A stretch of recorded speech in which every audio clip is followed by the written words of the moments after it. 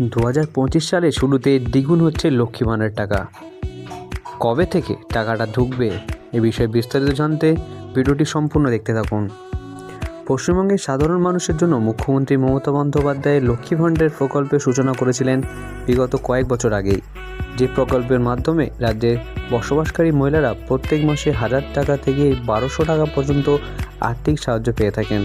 আর এবার এই প্রকল্পের নাকি অর্থ সাহায্য বাড়াতে চলেছে মমতা বন্দ্যোপাধ্যায়। জানুয়ারি মাসের শুরু থেকে শুরু হলো জল্পনা, কিন্তু সত্যি কি তাই? আসুন বিষয়ে বিস্তারিত জানাই। বাংলার সাধারণ মানুষের কথা ভেবে মুখ্যমন্ত্রী একের পর এক অভিনব প্রকল্প নিয়ে এসেছেন বিগত কয়েক বছরে। 2021 সালে বিধানসভা নির্বাচনের সময় মুখ্যমন্ত্রী চালু করেছিলেন এই লক্ষ্মী ভাণ্ডার প্রকল্প। যে প্রকল্প মহিলাদের ক্ষমতায়ন চিহ্নিত করে। প্রত্যেক মাসে মহিলাদের অ্যাকাউন্টে জমা পড়ে নির্দিষ্ট অঙ্কের টাকা। এই প্রকল্পে সুনাম ছাড়িয়েছে গোটা দেশ। বর্তমানে জনপ্রিয়তার শীর্ষে মুখ্যমন্ত্রী মমতা ব্যানার্জি লক্ষ্মী ভাণ্ডার স্কিম নিয়ে। এর মাধ্যমে পশ্চিমবঙ্গের মহিলারা প্রত্যেক মাসে অর্থ সাহায্য পান। এই স্কিমের নিয়ম অনুসারে রাজ্যের 25 থেকে 60 বছর বয়সী মহিলারা পান লক্ষ্মীর ভাণ্ডার। তবে মহিলাদের বয়স 60 বছর হলে লক্ষ্মী ভাণ্ডার প্রাপকরা পাবেন বার্ধক্য ভাতা স্কিমের সুবিধা।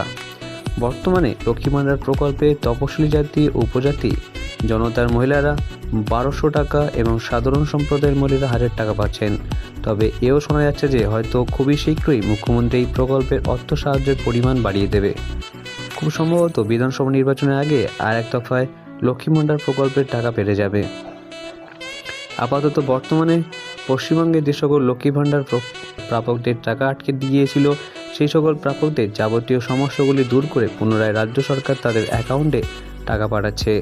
মহিলাদের বয়স 60 বছর উত্তীর্ণ হলে তারা সরাসরি বার্ধক্য ভাতার সুবিধা পাবেন। তবে সেই ক্ষেত্রে আয়ের শিথিলতা রাখা হয়েছে। আবারও পশ্চিমবঙ্গ সরকারের লক্ষ্মী ভাণ্ডার প্রকল্পের কিছুদিনের মধ্যেই টাকার পরিমাণ বাড়তে পারে। তবে এখনও সরকার তরফে কোনো ঘোষণা করা হয়নি। হয়তো খুব শীঘ্রই এই ঘোষণা শোনা যাবে। আপাতত প্রতীক্ষায় দিন গুনছে এই প্রকল্পের উপভোক্তারা।